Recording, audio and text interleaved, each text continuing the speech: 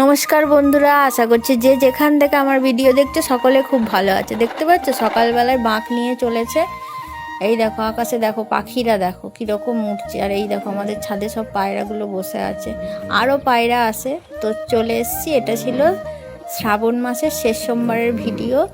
এর আগের দিন আমি তোমাদের সাথে আমি কীরমভাবে পুজো দিয়েছিলাম সেটা শেয়ার করেছিলাম। আর এটা মানে ছোটোখাটো একটা ভ্লগ বলতে পারো। সকালবেলা পড়াচ্ছিলাম যখন, তখন ওই ওরা সব বাঁক নিয়ে যাচ্ছিল গঙ্গা চান করতে, জল আনতে, দিয়ে বাবার মাথায় ঢালবে।